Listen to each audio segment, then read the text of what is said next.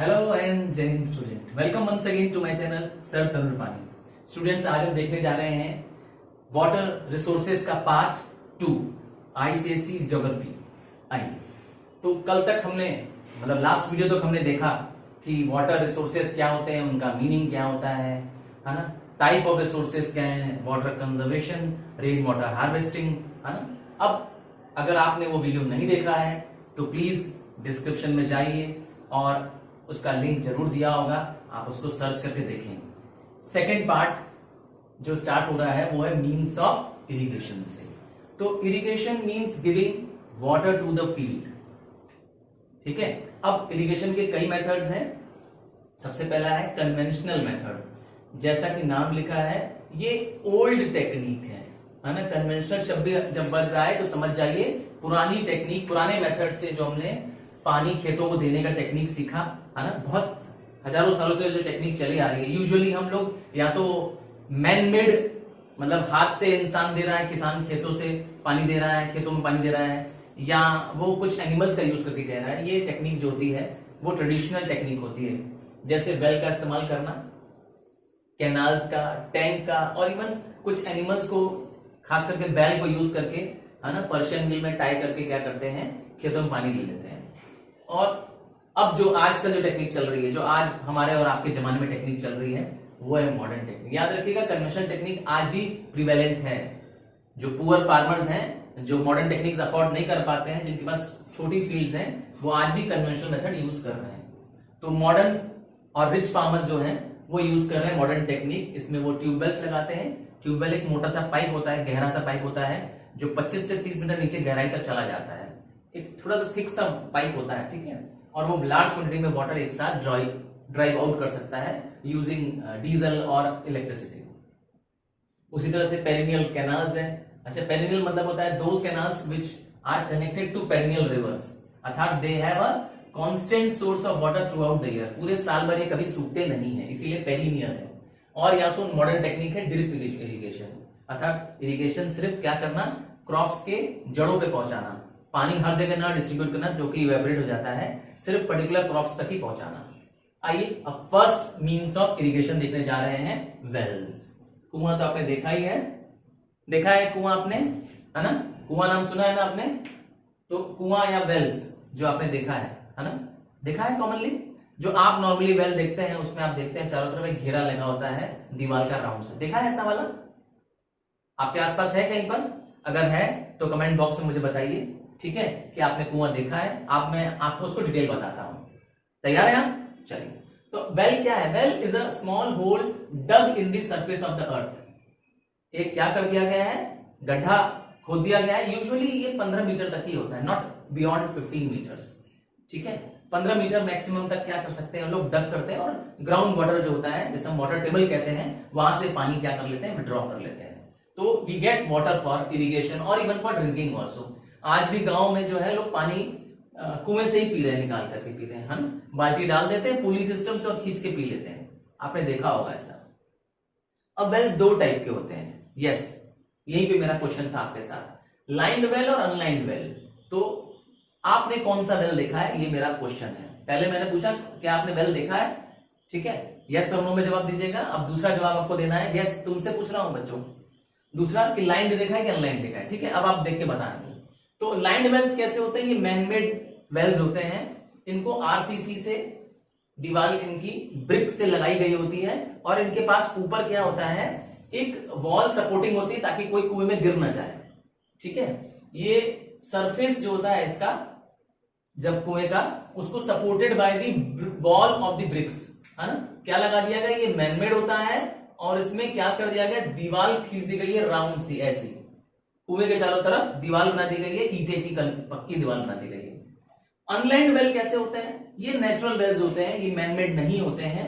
कहीं क्या होता है, नेचुरल डिप्रेशंस होते हैं धरती पे, अर्थात बड़े बड़े गड्ढे होते हैं, और वो गड्ढे इतने गहरे होते हैं कि अंडरग्राउंड वाटर इसमें क्या होता है, दिखने लगता है। ये बहुत ज्यादा डीप नहीं होते हैं। ये वेल्स जो होते हैं प्रोटेक्टेड नहीं होते हैं, क्योंकि इनमें लाइनिंग नहीं होती है। जो दीवार होती है कुएं के चारों तरफ घेरा जो होता है वो उसमें नहीं बना होता है, क्योंकि ये नेचुरल है। तब आपको डिसाइड करना है आपने कौन सा देखा है, जवाब मुझे जरूर दीजिएगा। I will be waiting for your comment. चलिए, तो वेल के यूजेस, वेल बहुत सस्ते पड़ते हैं, चीप पड़ते हैं, सिंपल टू कंस्ट्रक्ट है और एक डिपेंडेबल सोर्स ऑफ वाटर है खेती को, क्योंकि मैंने कहा पानी चाहिए। अच्छा, कहाँ बेटर होता है कंस्ट्रक्ट करना? जहां पर ग्राउंड वाटर बहुत नजदीक होगा। याद रखिएगा, शहरों का ग्राउंड वाटर बहुत तेजी से नीचे जा रहा है। जहां पे आप रह रहे हैं वहां पर भी क्या हो रहा है, धीरे धीरे पानी जो है अंडरग्राउंड वाटर और नीचे चला जा रहा है। लोगों को अब और गहरी बोरिंग्स डीप करानी पड़ रही है शहरों में पानी लेने के लिए। चलिए, तो कहां बेटर रहेगा इसको कंस्ट्रक्ट कराना? ऐसी जगह पे कंस्ट्रक्ट करना इजी रहेगा वेल्स को जहां पे अलुवियल सॉइल उपलब्ध हो, जहां पे सॉइल सॉफ्ट हो, अर्थात जहां स्टोनी या हिली एरिया ना हो, क्योंकि वहां पे वेल कंस्ट्रक्ट करना, क्योंकि खोदना पड़ता है ना, डिग करके नहीं बनता है, तो डिग करना बहुत मुश्किल हो जाएगा वहां पर, ठीक है, गड्ढा खोदना बहुत मुश्किल हो जाएगा। और जहां पे पेरिनियल रिवर्स नियर बाय हो, क्योंकि जहां रिवर सप्लाई आसपास होगी, नदियां होगी, जैसे गंगा नदी है, ब्रह्मपुत्रा नदी है, यमुना नदी है, तो पेरिनियल नदी से फायदा क्या मिलेगा कि ग्राउंड वाटर रिचार्ज होता रहेगा, इसीलिए उन कुओं में पानी हमेशा रहेगा। एग्जाम्पल है यूपी है, पंजाब है, गोवा है, बिहार है, हरियाणा है ना, ऐसे स्टेट्स हैं जहां पर वेल्स इरिगेशन ज्यादा फ्रूटफुल है, ज्यादा पाए जाते हैं। साउथ में वेल्स बहुत ज्यादा नहीं पाए जाते हैं, डेक्कन्स में है ना, साउथ इंडिया में, क्योंकि वहां प्लेटो रीजन है, वहां पर ज्यादातर क्या है, हिली एंड स्टोनी एरियाज है, नतीजा वहां पे क्या है, वेल्स कंस्ट्रक्ट करना, वेल बनाना, गड्ढे खोदना, डिग करना बहुत मुश्किल काम है वहां पर। ओके, चलिए, methods of drawing water from the well, किन किन तरीकों से कुएं से पानी निकाल सकते हैं? बहुत तरीके से निकाल सकते हैं कुएं से पानी। एक है पर्शियन वेल। पर्शियन वेल क्या होता है, एक बड़ा सा, सॉरी वेल मैंने पढ़ा, पर्शियन व्हील, एक बड़ा सा क्या होता है, पहिया होता है, उस पहिए पे क्या होते हैं, बाल्टियां टंगी होती है, एक राउंड सा पहिया होता है ऐसा, और यहाँ पे बकेट लगे होते हैं रिम्स पे, ऐसे ऐसे यहाँ पे बकेट लगे होते हैं, है ना। आपने फिल्मों में देखा होगा, गांव की कोई फिल्म देखी होगी, उसमें देखा होगा ऐसे पहिए गोल गोल चलते रहते हैं, और जो वेल होता है उसका पानी वो कुओं में फेंकते रहते हैं, ऐसे ये पहिया गोल चलता रहता है। अक्सर इस पहिए में मैंने बताया यहाँ पे बकेट्स अटैच होते हैं, ये बकेट्स पानी में डूबते हैं और फिर पानी बाहर फेंक देते हैं, खेतों में डूबते हैं फिर पानी बाहर फेंक देते हैं, इसे हम पर्शियन व्हील कहते हैं। या एक और तरीका है लिवर सिस्टम, खेतों से वेल से पानी निकालने के हम टेक्निक्स डिस्कस कर रहे हैं। लिवर सिस्टम में क्या होता है, लंबी से पोल होता है, यूजुअली लकड़ी का खंबा होता है टाइप का, जिसे कहते हैं लॉग ऑफ वुड होता है। उस लॉग ऑफ वुड में क्या होता है, एक नीचे क्या कर दिया जाता है, फलक्रम लगा दिया जाता है, फलक्रम एक तरह का बेस कुछ लगा दिया जाता है, ताकि उसको ऐसे ऐसे करके उठाया जा सके, और उसके एंड में क्या करते हैं, बकेट लगा देते हैं। बकेट लगाने से क्या होता है, वो बकेट पानी में जाता है और फिर पानी ऐसे खेतों की तरफ उलाच दिया जाता है, थ्रो कर दिया जाता है। बट एक बकेट लगाया है एंड पे, और यहां से क्या होता है, हैंड ड्रिवन होता है, फार्मर अपने हाथ से इसको क्या कर सकता है, ऐसे पानी उलाच सकता है अपने खेतों में, उसके नीचे बाल्टी लगी होती है और पानी फेंक देते हैं इसे। थर्ड सिस्टम है इंक्लाइंड प्लेन, ये बहुत कॉमन है, इंक्लाइंड प्लेन को महोत बोलते हैं, MHOT। इसमें क्या होता है, इसमें बैल जो होती है वो एक रस्सी से बंधी होती है, और वो जो कुआं होता है उसके चारों तरफ चक्कर काटती रहती है। ये बड़ा कॉमन है, आपने देखा होगा, है ना, टीवी में तो पक्का ही देखा होगा, गांवों के सीन में, उसे महोत कहते हैं। बैल गोल घूमती रहती है कुएं के चारों तरफ, और बैलों पे क्या बनी होती है, बैलों का जोड़ा होता है, उस पर रस्सी बंधी होती है, और उससे पानी क्या निकलता रहता है, क्योंकि वो भी क्या होता है, राउंड घूमता रहता है, और कुएं से पानी निकाल के बाहर खेत में फेंकता रहता है। Got it? उसे कहते हैं महोत। अब आते हैं वेल्स के एडवांटेजेस। वेल का कुछ फायदा है कि नहीं है? यस, बताइए, वेल फायदेमंद है कि नहीं? यस, बहुत फायदेमंद है, बहुत एडवांटेजेस है। पहला है लो कॉस्ट है, पुअर फार्मर्स भी इसको अफोर्ड कर सकते हैं बनाना। हाँ, डिग करना है, बस लेबर रख करके डिग कर सकते हैं, इवन फार्मर्स भी डिग कर सकते हैं अपने खेतों में, खेत का एक खाली हिस्सा वहां जाकर डिग कर सकते हैं। और एनिमल्स का भी यूज कर सकते हैं, इसको चलाना चीप है इसीलिए, जैसे मैंने बताया इंक्लाइन प्लेन में बैलों का जोड़ा लगा देते हैं, है ना, इवन हाथ से भी ड्रिम करना इजी है। और इवन जो वेल्स है उसमें आप पंप या ट्यूबवेल भी डाल सकते हैं, ताकि आप ज्यादा डीपर तक पानी निकाल सकें, ठीक है। अब बुराई, ऐसा नहीं सिर्फ अच्छाई होगी ना, क्या बुराई है आइए देखते हैं। सबसे पहला है वेल्स को चाहिए पानी, कौन सा पानी, अंडरग्राउंड पानी। तो अगर अंडरग्राउंड पानी आपके पास नहीं है तो आप वेल क्या करेंगे, वेल खोद भी देंगे तो कुछ मिलेगा, नहीं मिलेगा। So it depends upon the underground water. जहां पर अंडरग्राउंड वाटर बहुत डीप है वहां पे वेल्स काम नहीं करेंगे। और sometimes it is difficult to dig in the area, कहां पर, हिली एरियाज में और स्टोनी एरियाज में। मैंने बताया था डेक्कन रीजन इंडिया का, साउथ इंडिया जिसे लोग कहते हैं, वहां डेक्कन प्लेटो है पूरा, है ना, ईस्टर्न घाट और वेस्टर्न घाट्स हैं, वहां नहीं बना पाएंगे, पूरा प्लेटो रीजन है, पूरा पत्थर पहाड़ी इलाका है। Got it?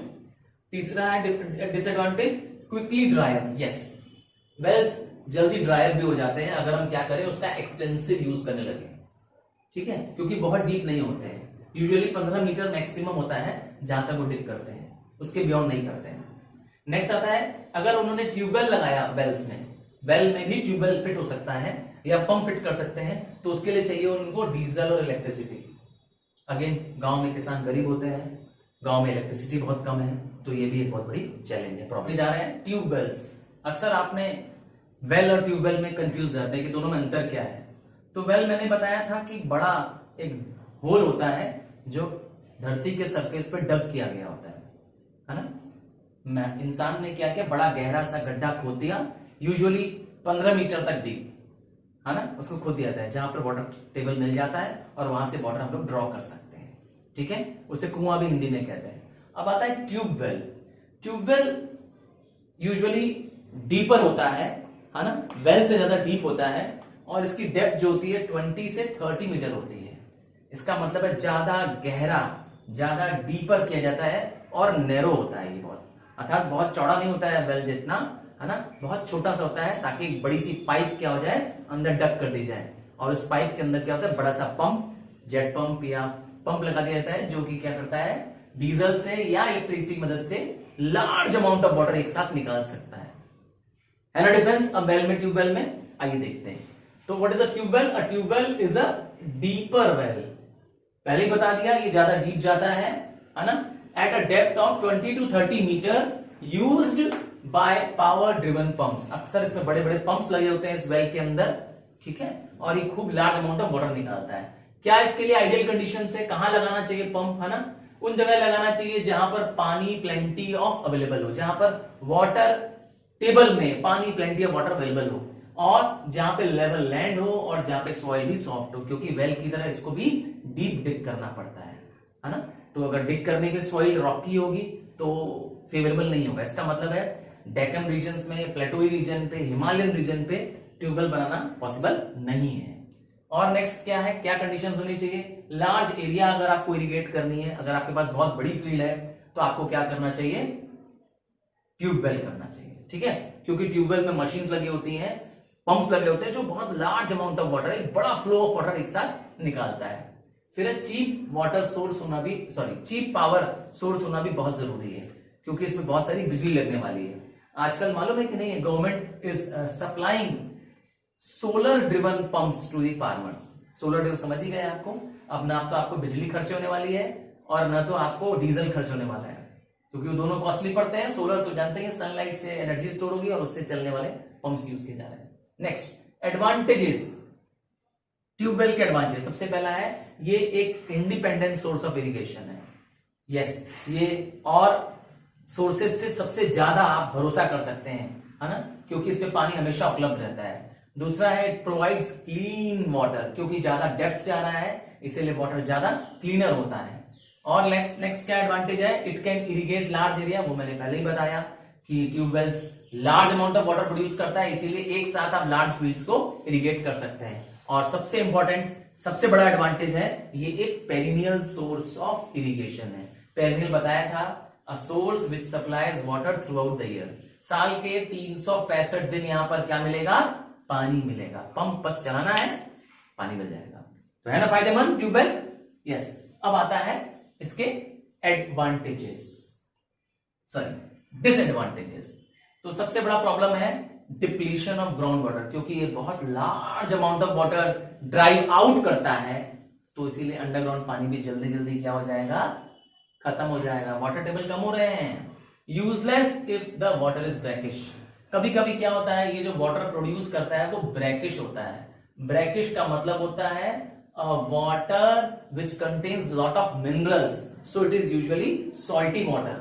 ना खेतों में देने लायक काम होगा वो पानी अगर ब्रैकिश पानी निकल गया अंडरग्राउंड से, और ना तो पीने योग्य होगा। ठीक है, और लास्ट में ये एक्सपेंसिव है, क्योंकि पुअर फार्मर इसको अफोर्ड नहीं कर पाएंगे। एक तो इसका डिग कराना भी एक्सपेंसिव है, क्योंकि मशीन से डिग होता है, और दूसरा इसमें मैंने कहा बड़े पंप्स लगते हैं, वो भी कॉस्टली है। ठीक है, तो इसीलिए सबके लिए पॉसिबल नहीं है, पुअर फार्मर्स के लिए तो कम से कम नहीं है पॉसिबल। कहां ज्यादा यूज हो रहा है ट्यूबवेल्स? यस, जहां पर बहुत लार्ज एक्सटेंसिव फील्ड्स हैं, जहां फार्मर्स रिच हैं, जैसे पंजाब में, हरियाणा में, यूपी में है, यहाँ के फार्मर्स रिच हैं, इनके पास फील्ड्स भी बहुत एक्सटेंसिव हैं, तो लार्ज एरियाज को उनको क्या करना है, इरिगेट करना है, उनके लिए सुटेबल है ट्यूब वेल्स। ठीक है, थर्ड सोर्स ऑफ इरिगेशन, पहला हमने वेल पढ़ा, दूसरा ट्यूबवेल, तीसरा करने जा रहे हैं कैनाल। कैनाल को हिंदी में क्या कहते हैं मालूम है आपको? नहर। नाम सुना है नहर? क्या होता है, एक पतला सा पैसेज होता है, ठीक है, और ये पैसेज, ये रास्ता में पानी बहता हुआ खेतों तक पहुंच जाता है। इसमें पानी कहां से आता है? यूजुअली रेन वाटर से भी आ सकता है इसमें पानी, और दूसरा क्या होता है, ये पानी नदियों से भी लिया जा सकता है। अगर आसपास कोई लेक है, रिवर है, उस रिवर से एक पतली सी सड़क, एक पतली सी रास्ता, पैसेज काट लिया गया है और खेतों तक पहुंचा दिया गया है, उससे किसान अपने खेतों में पानी ले लेते हैं। हम लोग उसको कहते हैं नहर। जब आप ट्रेन से जाते हैं, कहीं आप ट्रेन से जाते हैं, तो आप देखेंगे कि छोटी छोटी पुलिया पड़ती है, पुलिया छोटे छोटे पुल पड़ते हैं, जिसपे से नीचे से छोटी सी पानी का लेयर जा रहा होता है, ट्रेन से अक्सर दिखता है, वो वही है नहर। ठीक है, उसे कैनाल कहते हैं। डायग्राम में देखना चाहते हो? चलो एक डायग्राम से दिखाते हैं। जैसे देखो, ये रिवर जा रही है, ठीक है, लेट्स से गंगा नदी जा रही है, ठीक, यहां पानी फ्लो कर रहा है गंगा नदी का। अब इसमें से क्या करेंगे, हम लोग का खेत यहां पर है, ठीक, मुझे पानी चाहिए, तो क्या किया जाएगा, यहां से क्या किया जाएगा, नदी का दीवार हटा दी जाएगी और यह एक गड्ढा बना दिया जाएगा बड़ा, और इस गड्ढे को क्या करेंगे, बड़ा बड़ा बनाते बनाते क्या करेंगे, सारे रोड तक ले जाएंगे। अब यहाँ पे क्या होगा, नदी का पानी इसमें चला जाएगा, इसी को कहते हैं क्या, कैनाल। अब इसके आसपास के सारी फील्ड्स को पानी मिल जाएगा, यहाँ भी फील्ड्स को पानी मिल जाएगा, दोनों तरफ फील्ड्स को पानी मिलता जाएगा, क्योंकि ये वाटर क्या होगा, रिवर से आ रहा है। Got it? ऐसा ही लेक से कर सकते हैं, है ना। तो कैनाल, कैनाल्स भी दो टाइप के होते हैं। पहला है इनंडेशन कैनाल। इनंडेशन कैनाल वहां बनाते हैं जहां पे रिवर से डायरेक्टली वाटर निकाल दिया गया है, नदी है और उसका पानी क्या कर दिया, गड्ढा खोद करके। कैसे निकाला नदी से पानी, कैसे आया? मैंने कहा नदी से पहले क्या करना पड़ेगा, ग्राउंड में एक गहरा गड्ढा खोदना पड़ेगा, ताकि नदी से नीचा वो गड्ढा हो और वहां से पानी नदी का नीचे उतर आए और अपने फील्ड से ले जाना होता है। तो डायरेक्टली पानी ले जाता है। यूजुअली ये पानी फ्लड्स के दौरान या जब एक्सेस रेनफॉल होती है तब ये पानी निकाला जाता है। इनंडेशन कैनाल बहुत यूजफुल नहीं होता है एक्चुअली, है ना। बहुत यूजफुल इसलिए नहीं है क्योंकि मैंने बताया कि पानी तभी मिलेगा जब रिवर या तो एक्सेसिव फ्लडिंग होगी या रिवर में पानी ज्यादा होगा, तब ये कैनाल क्या करता है, क्योंकि इसके लिए कोई बैराज नहीं बनाया गया है, क्या, कोई डैम नहीं बनाया गया है ना। यहां अगर हम डैम बना दे, तो यहां पर एक स्ट्रक्चर खड़ा कर दें, कंक्रीट का डैम बना दें, कि जब हमको जरूरत करो डैम का वॉल खींच लें और पानी मिल जाए, जब जरूरत नहीं वापस डैम बंद कर दें। तो बैराज या डैम नहीं बनाया गया है, ऐसे को कहते हैं क्या, इनंडेशन कैनाल। ठीक है, डायरेक्टली नदी से पानी ले लिया गया है। फिर कुछ कैनाल जो होते हैं, सेकंड टाइप है पेरिनियल। जैसे ही मैंने बताया वर्ड पेरिनियल आएगा, आप समझ जाएंगे क्या मीनिंग है पेरिनियल का। It has water throughout the year. ठीक है, साल भर पानी रहेगा, ये कभी ड्राई नहीं होते हैं। तो अगर कोई पेरिनियल नदी जा रही हो, जैसे गंगा, यमुना, ब्रह्मपुत्र, है ना, नॉर्थ की नदियां ज्यादातर पेरिनियल हैं, और साउथ की जो पेनिनसुलर रिवर्स हैं, है ना, पेनिनसुलर रिवर का एग्जांपल कावेरी हो गया, गोदावरी हो गया, ये सब पेरिनियल नदी नहीं है। अर्थात में पानी क्या होता है, ड्राई हो जाता है जब मानसून नहीं रहता है, तो समर्स में अक्सर ये नदियां ड्राई हो जाती है। नर्मदा, तापी, आपने नाम सुना ही है ना, ये सब पेरिनियल रिवर्स नहीं है।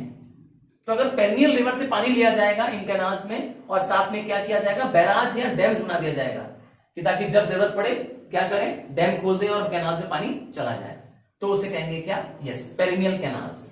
इंडिया के पास लार्जेस्ट नेटवर्क ऑफ कैनाल्स है, more than 1 lakh kilometer of canals are there in India. So yes, it's a big achievement for India, क्योंकि हमारे देश में लेवल लैंड्स बहुत अवेलेबल है, तो इसीलिए कैनाल्स का बहुत एक्सटेंसिव यूज होता है।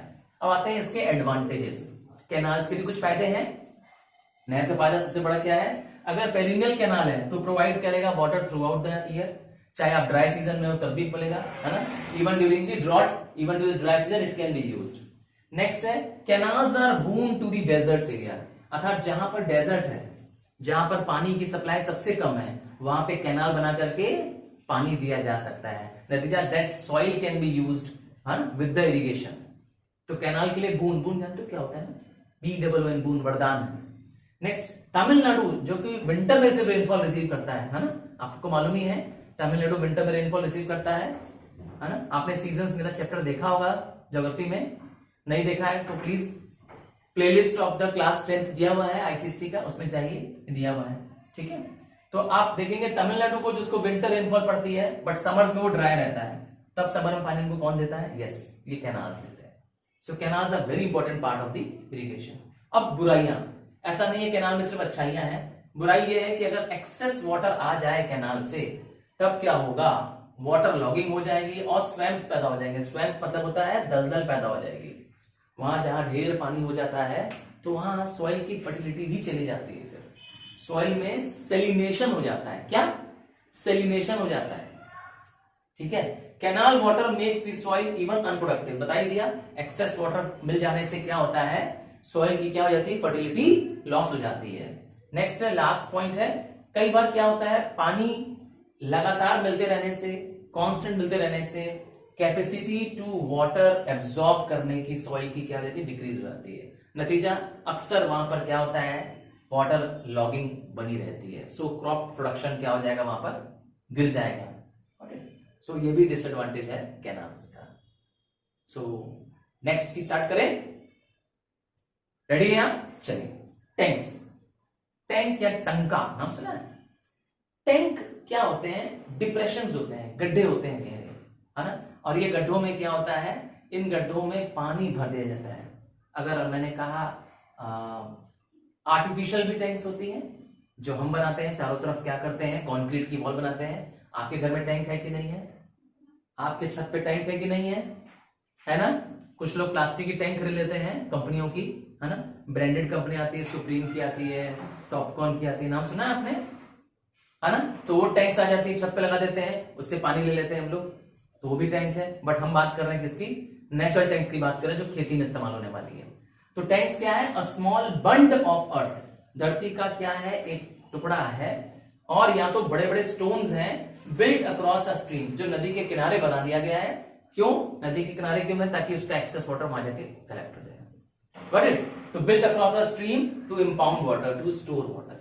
Got it. तो कीवर्ड है small bund of the earth है। कहां यूजफुल है, मैंने बताया, it is suitable in peninsular regions, अर्थात प्लेटो रीजन में। मैंने बताया था धरती, हमारे इंडिया का जो डेक्कन वाला पोर्शन है, प्लेटो वाला पोर्शन है, वहां पर ये बहुत सुटेबल है। क्यों, 4 रीजंस दूंगा आपको। पहला रीजन, क्योंकि टैंक्स रेनफेड होती हैं, टैंक्स को रेनफॉल से पानी मिल जाता है, वो भारी स्टोर करके रख सकती है फ्यूचर के लिए। दूसरा है, जहां पर स्ट्रीम्स ओवरफ्लो कर रही हो, जहां पे नदियों का पानी एक्सेस हो गया हो, वो एक्सेस पानी कहां कलेक्ट किया जा सकता है, टैंक्स में रखा जाता है। अक्सर रेनी सीजन्स में जब रिवर्स में फ्लडिंग होती है तो उसका पानी टैंक्स में भी स्टोर करके फ्यूचर यूज के लिए लिया जाता है। और where there is hard rock या हिली एरियाज, है ना, so there the water does not percolate. जब वहां डेक्कन रीजन में स्पेशली जहां रॉक्स ओल्ड है, हार्ड है ना, तो वहां पर क्या है, पानी नीचे नहीं जाता है, क्योंकि पानी पर्कुलेट नहीं करता है। इम्परमिबल लेयर ऑफ द रॉक्स है। इम्परमिबल मतलब नहीं है जो सॉइल में वाटर को पार न कर ले, ठीक है। तो वहां पे पानी क्या होता है, ठहर जाता है, नतीजा आप यूज कर सकते हैं, टैंक बन जाएगा। और कंस्ट्रक्शन ऑफ वेल जहां पे डिफिकल्ट हो, ऑब्वियस बात है, मैंने कहा हिली एरियाज में, रॉकी एरियाज में, स्टोनी एरियाज में डिफिकल्ट है, वहां पर ज्यादा बेटर रहेगा टैंक इरिगेशन। तो that is why south India are the major user of the tank. अच्छा, many natural depressions are also found in this region. South में बहुत सारे क्या है, ऑलरेडी अपने आप से बाय नेचर, क्योंकि मैंने कहा पहाड़ इलाका है, तो कहीं पे भी डिप्रेशंस, गड्ढे बन गए इस तरीके से, देखा ना, ये बन गए ऐसे गड्ढे, तो यहाँ पे क्या हो जाएगा, पानी कलेक्ट हो जाएगा। अक्सर रेन वाटर कलेक्ट हो जाता है और उसको यूज कर सकते हैं खेतों के लिए। अच्छा, साउथ में तो टैंक्स बनाना एक बहुत पुण्य का काम माना गया है। जो साउथ के टेम्पल्स हैं, आपने मीनाक्षी टेम्पल का नाम सुना होगा, है ना, तो इन सब के टेम्पल्स के पास, मैं एक एग्जांपल दे रहा हूं, ऐसे हर बड़े टेम्पल के पास जरूर आपको टैंक्स मिलेंगे। आप डायग्राम भी देखिए, है ना, ज्योग्राफी में के अलावा हिस्ट्री में भी देखिएगा। सो साउथ में टैंक बनाने की बहुत बड़ी परंपरा है, बहुत पुण्य का काम माना गया है, क्योंकि पानी से खेतों में मिलेगा, पानी इससे लोगों को पीने के मिलेगा, जानवरों के लिए मिलेगा, तो इसलिए बहुत अच्छा माना गया है। सो टैंक इरिगेशन। अब टैंक्स के भी हम देखने जा रहे हैं क्या एडवांटेजेस हैं और डिसएडवांटेजेस हैं।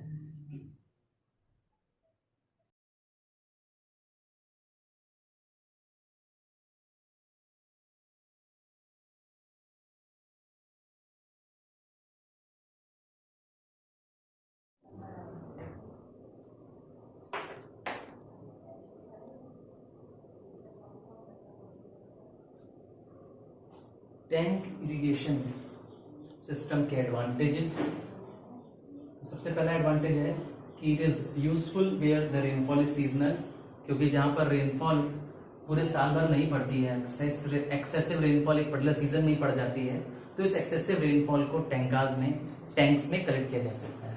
और जहां पर क्या हो, हार्ड रॉकी टेरेन हो, अर्थात उबड़ खाबड़ जमीन हो, पथरीला इलाका हो, जहां पे टैंक बनाना ही यूजफुल हो, वहां पे वेल्स और कैनाल्स बनाने के लिए जो जगह चाहिए वो पॉसिबल नहीं, क्योंकि उसको डिग करना पड़ता है, बहुत मुश्किल होता है। तो where there is tank is only possible. और सबसे इंपॉर्टेंट है tank irrigation are useful because it saves and collect rain water, है ना, जो एक्सेसिव रेन वाटर कलेक्ट हुआ है आपको फ्यूचर यूज में कर सकते हैं।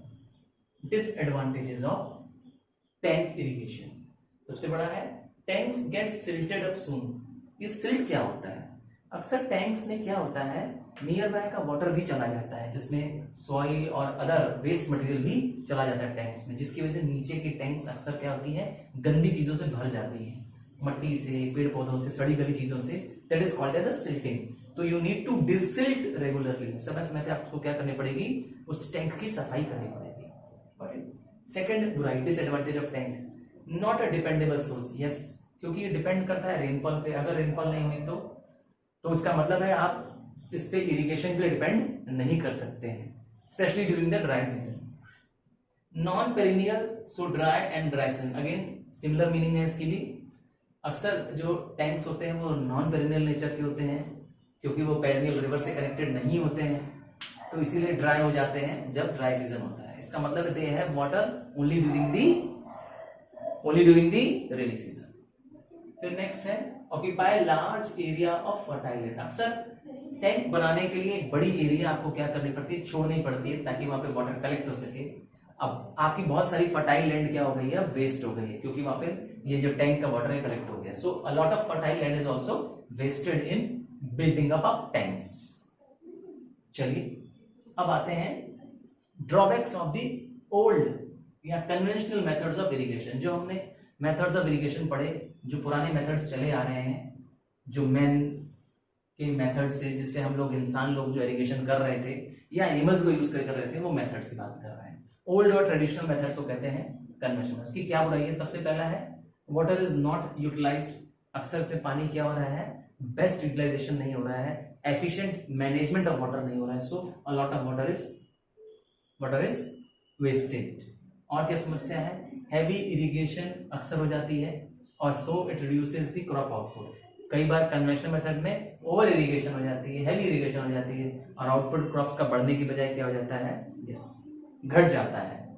वाटर लॉगिंग एक बहुत बड़ी समस्या है, पानी ज्यादा मिल जाने से पानी जमा हो जाता है, और पानी जमा हो जाता है तो क्या हो जाता है, अगेन सॉइल की फर्टिलिटी चले जाती है। Even excessive irrigation causes soil salinity, अर्थात सॉइल में जो केमिकल्स मिलाए गए हैं, सॉल्ट्स मिलाए गए हैं, वो ऊपर आ जाते हैं, सरफेस में आते हैं, और एक्सेस पानी इवेपोरेट हो जाता है। नतीजा सॉइल जो पूरी हो जाती है वो सेलाइन हो जाती है, अर्थात it is no more useful, अर्थात सॉइल अब अनसुटेबल हो गई फर्दर क्रॉप प्रोडक्शन करने के लिए। तो ये कन्वेंशनल अर्थात ओल्ड सिस्टम ऑफ इरिगेशन की बहुत बड़ा ड्रॉबैक है। तो मॉडर्न सिस्टम लिखना चाहिए, अगर कन्वेंशनल अच्छा नहीं है तो मॉडर्न लगाना चाहिए। आप कौन सा टेक्निक लगाएंगे अगर आपको इरिगेशन करनी हो तो?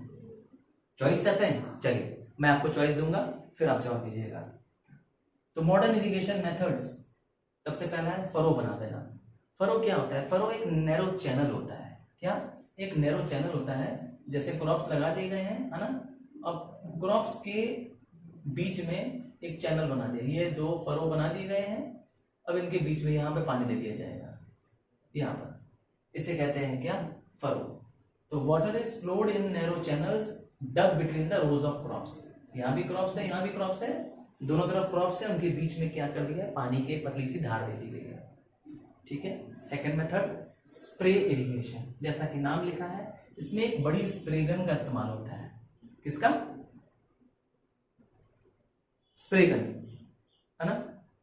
स्प्रे गन में एक बड़े से पाइप में आगे स्प्रे गन लगी होती है, वो स्प्रे गन क्या करती है, खूब दूर तक क्या करती है, पानी स्प्रेड करती रहती है, एक बहुत बड़े एक्सटेंसिव फील्ड तक क्या कर सकती है, वो पानी दे सकती है। ये स्प्रे गन ऑटोमेटिक चलती रहती है, राउंड घूमती रहती है।